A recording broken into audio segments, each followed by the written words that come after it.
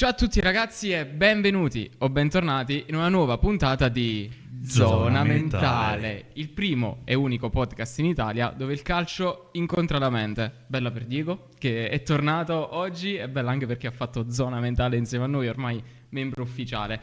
Allora, oggi qui con noi abbiamo un mister di fama ragazzi internazionale, stiamo alzando tantissimo il livello. Siamo qui col mister Felipe Conte. Obrigado, mister. Obrigado, é um prazer estar aqui com vocês. Vamos falar bastante sobre o nosso esporte. State tranquilli perché ci sarà Diego che fa da traduttore sia in che out. Non ti aspettavi l'obrigato? Ti è piaciuto, eh? Mi hai sorpreso. Parleremo appunto con il mister che ha vinto 4 titoli nazionali in Repubblica Ceca, 5 coppe nazionali sempre in Repubblica Ceca, una Coppa d'Ungheria conquistata con Haladas, sarebbe il nome della squadra, giusto? Anche un campionato in Ungheria, 6 qualificazioni alla Elite Round della UEFA Futsal, sarebbe la Champions League del futsal. Tanta roba, quindi ragazzi, oggi chi intervisteremo. Mister, io voglio farvi subito una domanda. Allenato in tanti paesi diversi, cosa cambia nel modo di vivere il futsal tra Sud America, Europa e altre nazioni? É bastante diferente, principalmente quando você... Dentro da Europa já tem uma diferença grande, né? Por exemplo, países com origem em língua latina como Itália, Espanha, Portugal, vivem um esporte parecido da forma como o brasileiro, o argentino vivem, né? Já em países assim com uma língua eslava como a República Tcheca, como a Hungria, eles já vivem o esporte de uma outra forma diversa, né? O latino normalmente é mais emocional, né? Vive mais o jogo. Sim, e então nesses países de origem, né, de língua latina o esporte é vivido de uma forma completamente diferente. A gente é muito mais emocional, né? Como na Itália também, é muito parecido com o Brasil nessa questão. Tra tanti titoli vinti, tanti successi, qual è stato il successo più grande più emozionante che voi avete avuto? É difícil responder essa pergunta, mas eu acho que eles se diferem muito, né? Mas acho que por coincidência foi até numa derrota, que foi a gente jogando na República Tcheca. Quem já disputou uma Champions League sabe como é difícil, né? São os melhores equipes de todo o planeta. E quando você está numa equipe da República Tcheca que tem um poderio financeiro muito menor do que potências como Itália, como Espanha, como Rússia, como Cazaquistão, então a gente esteve muito próximo, a gente ficou a 20 segundos de uma classificação para um Final Four, que é uma semifinal de UEFA, jogando contra Benfica e Kairat no Cazaquistão. Quando nós empatamos com o Benfica, nós vencemos o Kairat no último jogo contra um time de Malta, levamos o gol, faltando 10 segundos o gol de empate, por esses 10 segundos acabamos não classificando para a Champions League. Então essa foi uma experiência agridoce, se eu posso dizer assim. Estava muito próximo, era muito palpável e seria uma coisa histórica, inclusive no campeonato, né? Com equipes desse tamanho participando do Final Four. Mas existem outras... Sempre a primeira é muito importante, né? A primeira na República Tcheca, que foi minha primeira como treinador na Europa. Eu já havia vencido no Cazaquistão, mas como preparador físico, né? Preparador atlético. Na Tailândia também, mas a primeira na Europa foi muito especial para mim como treinador, que foi na República Tcheca. Foi um título bastante emocionante, mas a gente vai renovando. A primeira na Hungria foi especial, o primeiro jogo aqui em Sala foi extremamente especial, então è difficile scegliere una só. Avete mai avuto una situazione che stavate giocando una partita, no? E stavate perdendo questa partita e nella vostra testa dicevate questa non ce la facciamo, i ragazzi non danno quello che devono dare, non si impegnano e alla fine i ragazzi vi hanno fatto ricredere che siete riusciti a vincere quella partita. C'è stato mai un momento del genere? Sim, algumas vezes sim. A gente é como jogador, como qualquer pessoa, né? Tem momentos que a sua vida pessoal conta muito. Então tem momentos que você se sente mais confiante, momentos que você se sente menos confiante. E tem momentos que o treinador passa a confiança para o atleta, tem momentos muitos momentos que o atleta passa a confiança para o treinador. Então já aconteceu muitas vezes. Por exemplo, agora posso dar muitas pessoas ali me abraçaram. Você é muito inteligente. Foi o nosso jogo até que vocês foram ver contra a Câmara do Som, que a gente estava ali no empate 3-3, eu pedi um timeout, né? Um tempo, faltando acho que 50 segundos para o fim, e muitas pessoas acharam que eu dei a ordem pro time jogar com o goleiro adiantado. E não foi. Na realidade não foi. Naquele momento eu imaginei que um ponto seria importante para a gente, e a gente ia tentar vencer, mas que um ponto, se a gente não vencesse, um ponto seria importante, não precisava arriscar tudo naquele momento. Só que os atletas se sentiram tão confiantes e me passaram essa confiança que quando o goleiro, o Fiuza, falou, posso me adiantar para jogar? Eu falei, vai. Então foi um momento que o atleta passaram para mim essa confiança. Eu estava chegando, foi apenas meu segundo jogo, eu tinha acho que 4, 5 treinamentos com o grupo. E foi um momento que foi interessante, porque quando eu cheguei, o grupo se sentia num momento assim com não tanta confiança. E aí, nesse momento do treinamento, que para mim é a parte mais importante, a maior influência do treinador no treinamento, meu papel foi passar confiança para os atletas, e no jogo aconteceu o contrário. No jogo foram os atletas que passaram a confiança para mim, e aconteceu o que aconteceu. A 10 segundos do fim, a gente acabou sendo premiado com aquele gol. Mister Conte, dal punto di vista mentale, quali sono le differenze di un giocatore di calcio a 5 e un giocatore di calcio a 11, secondo lei? Eu acho que a questão do ego conta muito, né? A gente está falando de dois esportes que um economicamente é o topo da cadeia, é o topo da cadeia alimentar, né? Digamos assim, e o futsal que vem ali depois de muitos esportes. O futsal hoje não é um esporte olímpico, então o poder financeiro é completamente diferente. Então isso influencia muito, muito no jogo. Eu tive a oportunidade de trabalhar como preparador atlético em times de primeira divisão do Brasil.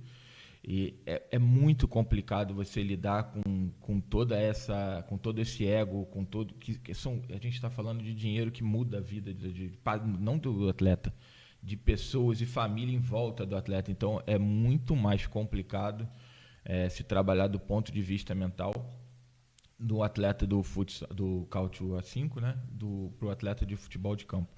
Então essa é porque a gente pensa que a gente está envolvido e nada entra ali, mas o futsal e o futebol fazem parte da sociedade. Então, quando a sociedade influencia demais em todas as decisões, nessa parte mental, a pressão no futebol, né, no Couch Undit, é muito maior, né? Portanto, para lidar com esses atletas é muito mais complicado. E o futsal, eu creio que exige muito mais ali no futsal. Quem está ali está porque quer, né? Porque ama aquilo ali. No futebol tem muita gente que está porque precisa, porque necessita, é questão de vida mesmo. Então isso tudo tem uma influência enorme na forma como você lida com os atletas, né? E a pressão externa também é enorme, né? A gente no futebol. No futsal existe uma pressão aqui na Itália, principalmente as pessoas amam o futsal, mas você não tem como comparar, né? Então o ponto de vista mental difere bastante com relação a essas duas modalidades. Eu posso dar para complementar a resposta, eu posso dar alguns exemplos de jogadores, porque no Brasil é muito comum 80% dos jogadores de sucesso no futebol de campo iniciaram e jogaram até os 15 anos no futsal. Questo l'avevo detto. Lui dice è quasi obbligatorio, diciamo, che tutti i giocatori, l'80% dei giocatori che hanno successo a calcio a 11 hanno iniziato col calcio a 5. Sì. Então, o que acontece? Por exemplo, eu tive a oportunidade, vocês devem conhecer, eu trabalhei com o Felipe Coutinho no futsal. Né? Coutinho. Então, se você... Eu trabalho com Coutinho, se você conversa hoje com Coutinho, se você pergunta se você gosta mais de jogar futsal ou futebol de campo, ele fala assim, futsal, sem sombra de dúvida. Mas na hora de escolher você vai para onde? Né? O nível financeiro non tem comparazione. Mister, secondo voi cosa manca oppure cosa serve al futsal per, non dico arrivare ai livelli del calcio 11, però comunque per farlo conoscere di più in Italia? É difícil porque eu estou chegando na Itália agora, então não conheço todo o entorno, né? Mas eu acho que, se você falar mundialmente, eu acho que esse reconhecimento olímpico é uma coisa importante, né? Para que o esporte... porque quem gosta do futsal ou teve contato ou conhece alguém que já jogou. A gente não tem aquela entrada na mídia como outros esportes têm, como o futebol, como o basquete, como o vôlei aqui na Itália, que é muito tradicional. Então a gente não tem essa entrada ainda. Isso é uma questão do esporte olímpico, eu acho que é importante. A outra questão é realmente a ignorância, né? Eu digo a ignorância não do fato de falta de inteligência, mas não conhecimento do esporte. Que o futsal na Europa é um esporte de 30 anos. No Brasil se joga o futsal há 80 anos. Então, se você vai no Brasil hoje, a segunda maior média de visualizações, tanto em TV aberta, como em TV fechada, como internet, é do futsal. Então, eu acho que o futsal é um esporte muito novo na Europa e precisa de mais tempo, porque você comentava comigo antes do programa que vocês foram no esporte e acharam sensacional. Então, todo mundo que tem o contato com o futsal pela primeira vez acaba gostando. O problema é que muita gente nem conhece. Então, a gente precisa de tempo e de representatividade olímpica ou em mídia para que as pessoas conheçam o futsal e comecem a ter contato com o esporte. Aí eu tenho certeza que é um caminho sem volta. Vi faccio l'esempio della Kings League. Io sempre, ragazzi, ok, che è arrivato il pick di turno e ha fatto una lega molto famosa, per conoscerla molto famosa. Manca, diciamo, un rappresentante, un qualcuno, un ambasciatore, diciamo, che fa risaltare il calcio a 5 in Europa a livello di queste altre discipline, insomma, perché giustamente il mister dice: voi siete venuti, no? Dopo uno chi è che lo vede? Il mister parla di ignoranza, che non è mancanza di intelligenza, naturalmente, ma è proprio non conoscere lo sport, perché poi se uno viene a vedere una partita ad alti livelli, voi magari ne siete anche testimoni, sicuramente è emozionante. Mister, qual è la qualità non tecnica più importante che un allenatore deve avere nel calcio moderno, non tecnica? Eu acho que a questão mental é muito importante e para mim hoje, com a quantidade de informação que se tem no mundo, eu acho que a questão de gestão de pessoas é o mais importante que um treinador precisa ter. Vocês aqui na Itália têm um exemplo no futebol, do calcio, que é no nosso país a gente está clamando para que ele seja o treinador da nossa seleção, que é o treinador do Real Madrid, né? Que é um exímio gestor de pessoas. Então, eu acho que essa questão mental e a questão de gestão de pessoas, saber lidar com o grupo, com esses egos, que é muito difícil, é complicado, não é fácil. Então, eu acho que essas duas características são as principais. E aí você diz que o Ancelotti fala muito essa frase, e eu sou muito fã do Ancelotti, há muito tempo, não é agora. Ele fala muito que a gente não lida com o jogador é uma pessoa. Então você tem que saber lidar com pessoas. Essa, para mim, é a principal característica de treinador de qualquer modalidade ou chefe de qualquer empresa, é saber lidar e gerir pessoas. Voi che allenatore siete? Come vi comportate con i vostri ragazzi, naturalmente in base a dove andate ad allenare? Mais uma vez, eu acho que assim tem muito a ver com que tipo de pessoa você é, né? Então, é quase impossível você ser um tipo de uma pessoa e um treinador de uma forma diversa. Então, eu sempre tive eu acho que a minha principal qualidade é a minha capacidade de adaptação e flexibilidade. Eu sempre tive isso, eu fui criado dessa forma. Então, eu acho que a minha capacidade de me adaptar ao ambiente que eu estou chegando é uma das minhas principais qualidades, assim, eu vejo. Claro que todo treinador que treina na Série A ou na Champions League, você precisa ter um conhecimento de tática muito grande. Isso aí é base para tudo. Mas essa questão de se adaptar e reconhecer que isso é outra coisa que eu tenho desde pequeno. Eu sou uma pessoa que não fala muito. Eu sou uma pessoa que observa muito. Então, você chegar no lugar e tentar entender esse ambiente, tentar entender a pessoa e se colocar no lugar dela, eu acho que essa é a principal qualidade, como o Ancelotti também tem, né? Que uma pessoa que vence em vários lugares, ou é uma pessoa que tem uma capacidade de adaptação grande.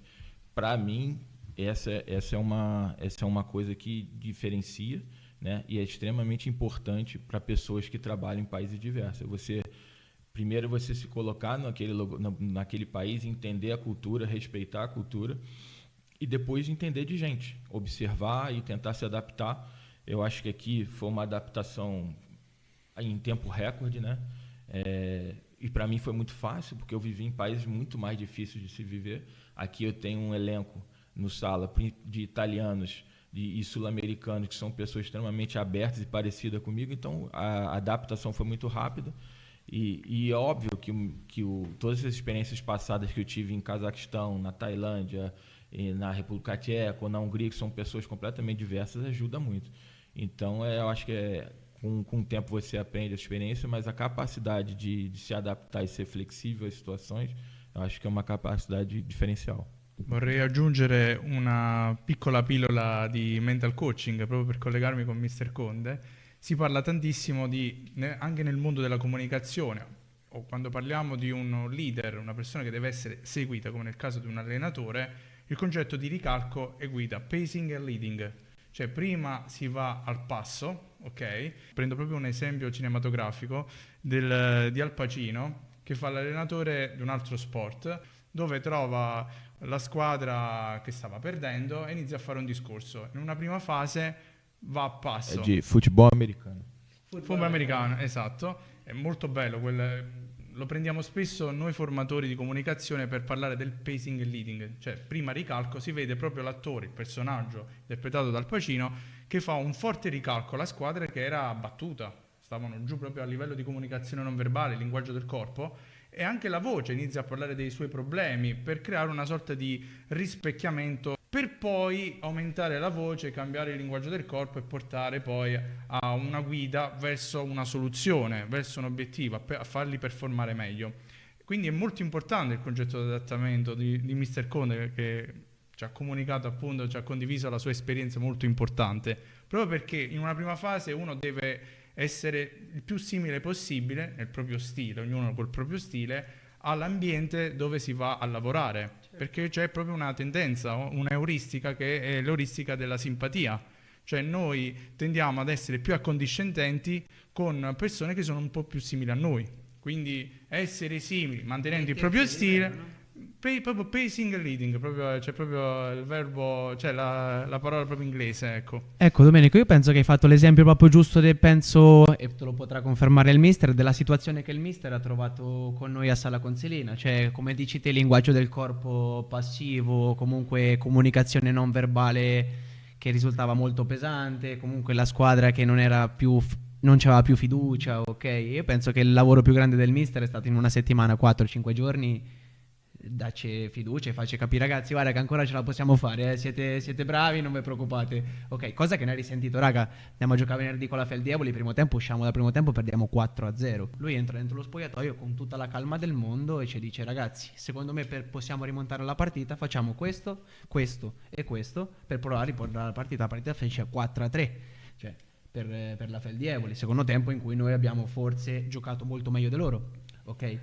Quindi da un tempo all'altro, da un 10 minuti prima a un 10 minuti dopo, con poche regole ma una testa magari che ti ha fatto lo switch, te diventi un'altra squadra. Molto bello, aggiungo solo questa, la partita famosa, anche l'atteggiamento del mister, cioè proprio dava proprio sicurezza, perché ora vediamo spesso, dammi conferma Cesco, mi faceva molto sorridere anche il parallelismo con gli allenatori di calcio a 11, esempio Inzaghi, che si fa un po' la battuta che sta più in campo, ha più presenza Inzaghi che il calciatore di turno, no? L'avrei sentita miliardi di volte questa battuta, cioè, mentre Mr. Conde proprio preciso, un atteggiamento proprio aperto, dava proprio quel senso di fiducia, cioè io sto con voi, e non dava segnali di ansia, che poteva essere anche una sorta di induzione di stato, cioè noi siamo induttori di stati emotivi, quindi se io mi comporto come una persona ansiosa trasmetto l'ansia alla squadra,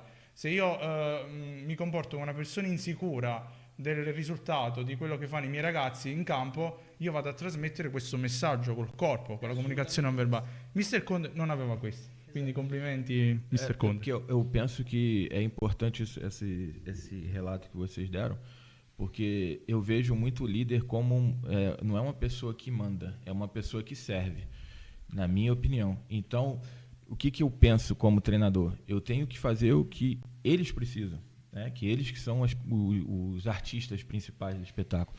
Então, se eles precisam de confiança, eu tenho que transmitir confiança. Se eles precisam de motivação, eu tenho que transmitir motivação. Então, tudo é questão de você observar e ler, e você não vai acertar sempre, muitas vezes eu vou errar, isso é óbvio, como qualquer pessoa vai errar. Mas eu acho que é exatamente isso, é você se colocar na posição de servir os seus atletas e tentar transmitir aquilo que eles estão precisando, que você pensa que eles estão precisando. Muitas vezes você acerta, muitas vezes você erra.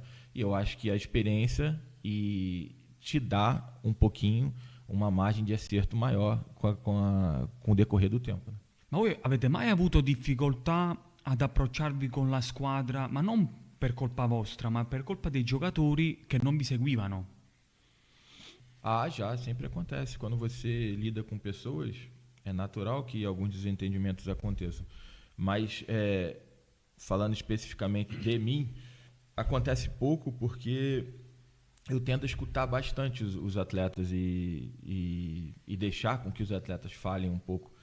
Então, foram poucas as situações. Mas nesse jogo, por exemplo, era o meu primeiro jogo, eu tinha poucas sessões de treinamento com o grupo. Eu sabia o quanto esse jogo era importante para o grupo e para a comunidade, que é importante também a gente envolver a comunidade, né, os torcedores nessa situação, né, do clube.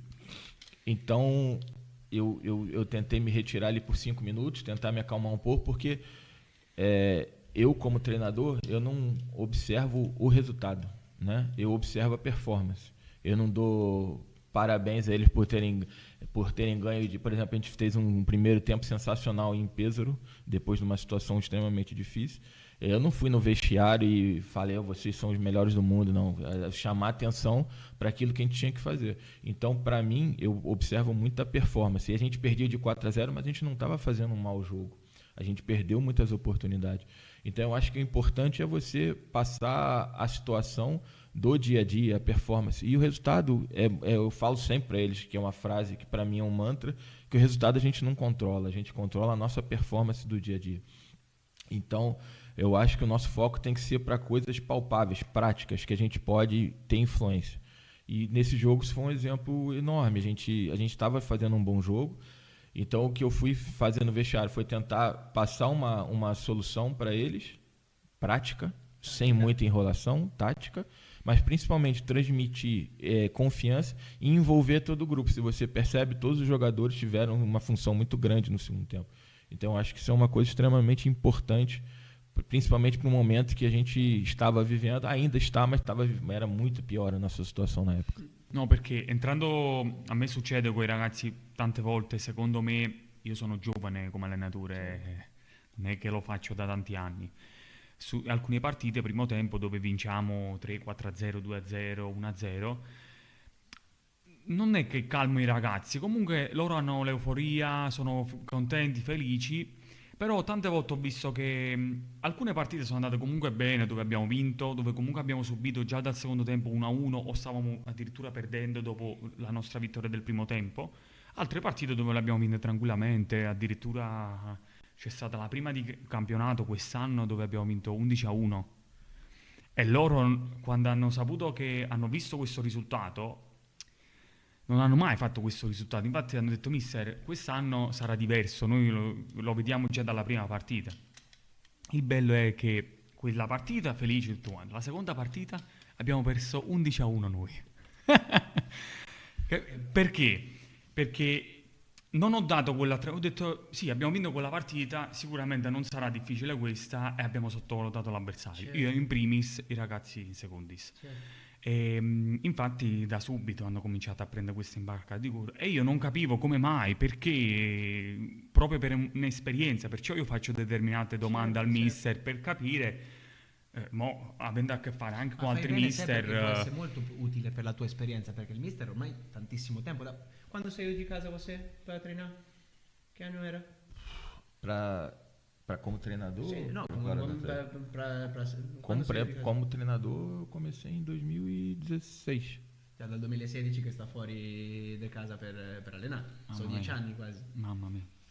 A me sono 4. Quindi se c'hai qualsiasi tipo di curiosità, se lui... No, io la cosa bella è questa, chiedere capire varie cose che lui sta dicendo, infatti perciò faccio esempi dei miei errori, anche cose buone, perché alla fine Io sono un tipo di allenatore non quello aggressivo, sembra naturalmente dipende anche dalla situazione, perché se infatti la domanda che avevo fatto prima, se vedo che i ragazzi sono proprio non interessati a vincere, e là è la difficoltà maggiore. E la cosa che volevo sapere dal mister, se ha mai avuto dei ragazzi non motivati e che non sono riusciti a vincere una partita o in quella partita dove hanno giocato. Ah, acontece. Mas assim, eu tenho essa filosofia de trabalho que o jogo é simplesmente, unicamente o reflexo do que acontece no treinamento.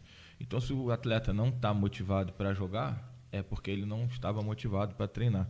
Então, eu acho que você conserta tudo e ajeita tudo no treinamento, principalmente no esporte como o nosso, que não sei se vocês já tiveram acesso a essa pesquisa, mas a decisão, a tomada de decisão no futsal é menos de meio segundo. Então, se o seu corpo não está adaptado a fazer aquilo, no jogo você não vai fazer, não adianta. Então, tudo é feito no treinamento, tanto a parte técnica, quanto a parte tática, quanto a parte física, quanto a parte mental. Não adianta eu querer que o meu time jogue de forma intensa se eu não treino de forma intensa. Não adianta que eu querer que o meu time vá defender pressão em linha alta se eu não treino pressão em linha alta durante a semana. Então, toda essa questão, tanto emocional, quanto a psicológica, quanto a questão tática, quanto a questão técnica, na minha forma de ver o esporte, se decide no treinamento. E como eu já falei antes, o esporte é uma extensão da sociedade. Então, se o atleta... você tem que tentar entender o atleta fora da quadra e se aproximar a ele também. Porque se ele não está motivado, algum motivo tem. E você tem que entender qual é a ordem desse motivo e tentar, como líder, servir e ajudar o atleta de alguma forma. Mas essa ajuda, sem sombra de dúvida, não vem no jogo. Essa ajuda é resolvida no treinamento. Avete collezionato sia vittorie che sconfitte. È meglio vincere una partita giocando male o perderla giocando bene? Essa partida é difícil. Essa pergunta é uma pergunta difícil. Depende do momento. Se você precisa desses 3 pontos demais ou não tanto, mas eu como pessoa, eu sou muito crítico comigo mesmo, né? Então eu faço isso também com o meu time. Então eu prefiro ganhar jogando mal, porque ainda assim as críticas vão ser feitas, o feedback vai ser passado, né? E a cobrança interna vai acontecer. Então eu prefiro os 3 pontos.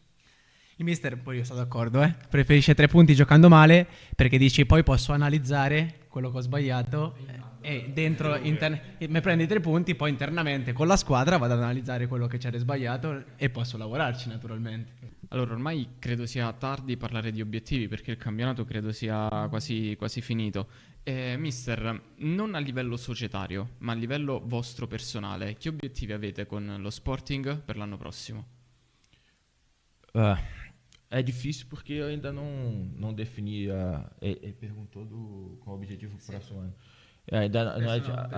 A situação não é definida ainda de forma contratual, né? Mas o desejo é seguir aqui, o meu desejo pessoal é seguir aqui.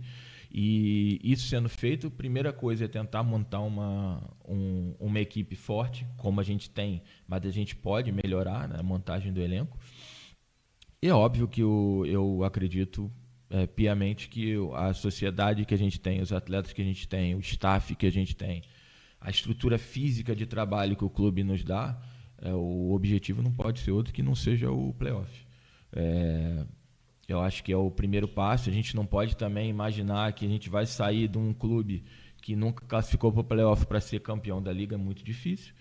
Mas o próximo passo que eu vejo da sociedade, do pouco que eu conheço da sociedade, dos atletas, o próximo passo do clube, é claro, é o playoff, né? Primeiro a gente precisa assegurar a nossa participação na Série A. A gente está numa situação melhor hoje, né, do que a gente quando há 3, 4 jogos atrás, mas a gente ainda precisa confirmar e o nosso foco é total esse, né?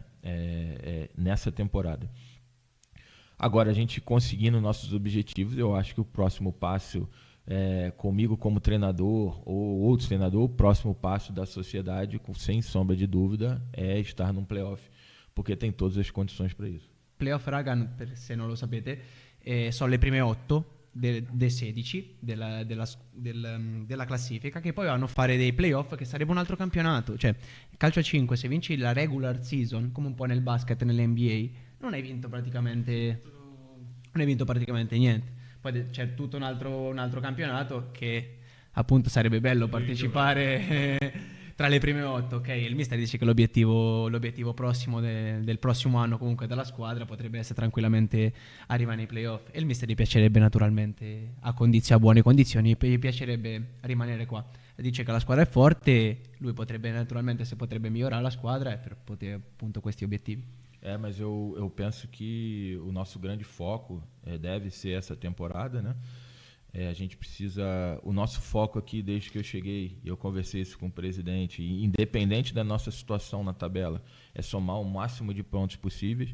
Eu sempre converso com os atletas que o jogo mais importante da nossa vida é o próximo, e esse especialmente, né? Então, o objetivo para esse ano, né, que a gente precisa pensar, que é o agora, a gente tem que se manter no estado presente, é somar o máximo de pontos possíveis. E aí depois a gente vai ver em que posição a gente vai terminar. Agora, o nosso primeiro objetivo é somar pontos, o segundo objetivo é nos distanciar ao máximo dessa zona de perigo, e o terceiro objetivo, por que não, se a gente fizer a nossa parte, tentar sonhar. A gente sabe que é muito difícil, mas se a gente fizer a nossa parte, e a gente depende de outros resultados, a gente pode sonhar também, por que não, com o playoff. Ma vi piacerebbe in un futuro allenare una squadra Serie A, Liga, una squadra di Bundesliga, una squadra di A11? Eu já tive esse sonho, eu já trabalhei com algumas equipes de futebol de grande porte no Brasil, com categorias menores, mas eu confesso que eu fiquei um pouco decepcionado com o futebol brasileiro, né, dizendo assim, porque justamente por essa questão de sociedade, né, tem muitos interesses se dizendo do Brasil. O Brasil é o maior exportador de atletas do planeta, né? Então, se você vai hoje nas categorias de base, né, as categorias jovens do clube, elas são praticamente comandadas por agentes, e isso me tirou muito gosto pelo jogo, porque você quer formar atletas e muitas vezes essa história interrompida unicamente por questões econômicas, por questões externas dos interesses do clube. Então isso me tirou muito o prazer de trabalhar no Brasil. Na Europa, eu não sei, eu não tenho muito conhecimento, né, nunca tive muito contato próximo com o futebol aqui na Europa, mas eu creio que a situação é um pouco menos complicada do que no Brasil, porque no Brasil exporta muito atletas. Essa questão de mercado é muito importante. Muitos clubes no Brasil sobrevivem com as vendas dos jogadores jovens, né? Então, talvez aqui na Europa, quem sabe, mas eu sou muito apaixonado pelo que eu faço. Eu gosto muito do futsal. É um jogo que me encanta, é um jogo muito mais tático. Na minha forma de ver, é um jogo mais emocionante, mas eu nunca digo nunca, né? Eu gosto muito de futebol, eu já joguei futebol em categorias menores, então hoje não é um plano, mas talvez no futuro possa acontecer. Mister, voi avete praticamente allenato e girato il mondo. Cosa vi ha convinto a venire a una piazza più, permettimi, piccola come Sala Consilina, e cosa si aspetta dai tifosi della Sala Consilina? Como você falou, eu já tive em lugares... eu sou de uma cidade de 9 milhões de pessoas, né, que é o Rio de Janeiro. Rio de Janeiro.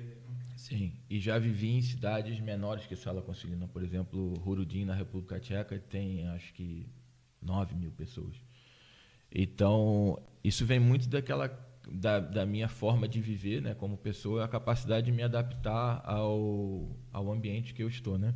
Eu tenho a minha esposa, né, e meu filho são cidadãos italianos, né? Então a gente tinha como objetivo de vida, e isso para mim é muito importante, viver na Itália. Eu gostaria de aprender a língua, dar a oportunidade da minha esposa e do meu filho viverem a vida italiana, né? E há algum tempo, já há 2, 3 anos, eu já tinha esse desejo de vir à Itália, né? Eu já tive próximo de vir para outras equipes aqui na Itália, né? Mas surgiu essa oportunidade. Eu já tive amigos que trabalharam em Sala Consilini, sempre tive boas informações, tanto a nível diretivo como a nível de atletas, a nível de estrutura. Então, quando a oportunidade apareceu, eu vi com muito bons olhos, né? Vim com muita vontade de ajudar na forma que eu pudesse ajudar o clube. E como eu disse anteriormente, né, eu vejo o clube com muito potencial de crescimento. Talvez um dos maiores potenciais de crescimento na Liga Italiana, pelo pouco que eu conheço. Então, eu tenho muita vontade de ajudar e de deixar alguma coisa boa para o clube, que esse sempre foi o meu interesse por todas as equipes que eu passei. Tentar deixar alguma coisa, algum legado para os clubes, né? Então, eu vim para cá de muito bom gosto, com muita emoção, né? Com bastante vontade de vir mesmo. E assim, quem sabe, se tudo der certo, eu pretendo seguir e tentar ajudar o clube a alçar voos maiores. Até porque é importante, o Dido pode falar melhor, o mercado italiano é um mercado muito ainda fechado, principalmente para treinador. Está mudando muito, né? Hoje na Liga nós temos acho que 6 treinadores estrangeiros, mas sempre foi um mercado mais controlado, mais fechado para o staff, né? Os jogadores sempre vieram em grande quantidade, né? Principalmente brasileiros e argentinos, mas o mercado para o staff, para o treinador, ou para preparador atlético, ou para fisioterapeuta, não era um mercado muito aberto, e agora está mudando bastante. Então não era fácil vir à Itália. Então, quando surgiu essa oportunidade, como eu fiz em outros lugares, o desejo era vir, mostrar um bom trabalho e abriu mais um mercado para que a gente possa, principalmente a nível pessoal, viver essa experiência da cultura italiana, né? E por outro lado abrir mais um mercado profissionalmente. Noi stiamo parlando, io sto notando te proprio che tu guardi il mister proprio con occhi innamorati verso il mister. Questo riguarda tutta la squadra, questa cosa qua, o... Se il mister ci ha preso tutti, sì. Allora io quello che posso dire è che l'entusiasmo dentro lo spogliatoio è rinato, cioè nel senso c'è un entusiasmo totalmente rinnovato, anche negli allenamenti, la competitività degli allenamenti. Il mister ci può dire ogni tanto, ci dice: Dido, per favore di a tutti di andare un po' più piano, di fare un po' le entrate da dietro un po' meno, perché la competitività se ti porta a essere ad al massimo, essere sempre vogliose. Questo magari anche esagera. Sì. Ok, È vero, questo. Però questo finché si esagera sempre in positivo è buono, ok? Però questo ha portato entusiasmo rinato, fiducia rinata. Questo grazie a lui. Se io te dici lo guardo con gli occhi belli, no? Perché la prima cosa ci ha fatto capire che noi potevamo essere giocatori, cioè nel senso ci ha detto: ragazzi, guarda che non vi manca niente, dovete solo crederci veramente in voi, cioè non fate gol. Perché le ultime partite venivamo che non riuscivamo a buttare la palla dentro, e solamente allenassimo un po' di più e stavo tranquilli con la testa davanti alla porta che i gol viene. 3 partite 14 gol, cioè capito quello che voglio dire? Capito? Cioè magari qualcun altro ha un errore, il mister dice: gli errori ragazzi passeranno, sempre ci saranno, e questo è il normale dello sport. Il non si chiama frame, quando tu sposti sull'errore dicendo attendo all'errore, il cervello del calciatore è sull'errore. Quindi di solito proprio nella cultura della leadership noi diciamo un errore uguale feedback. Questo è.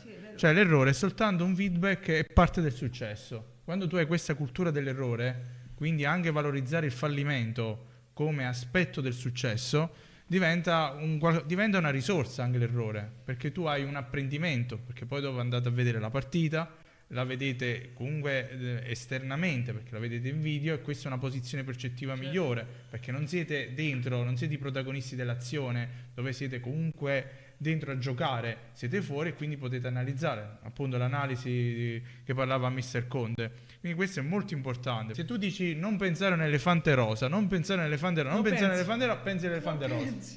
Quindi è proprio quando combatti il concetto lo rinforzi mentalmente.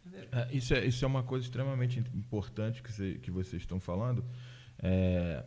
Eu aprendi muito isso, que eu tive muita felicidade de ser preparador atlético e ter convívio com outros esportes também. né? Eu fui atleta de voleibol de praia e eu trabalhei muito tempo como preparador atlético de tênis. E esses dois esportes ensinam muito, porque no futebol e futsal também, né? É muito difícil você fazer o ponto, né? Aquela coisa que o gol. O vôlei e o tênis, a todo segundo você está fazendo ponto e perdendo ponto. Então, se você não se mantiver no momento presente, você perde o jogo. Então, esses dois esportes me ensinaram muito com relação a esse feedback que você estava falando para os atletas.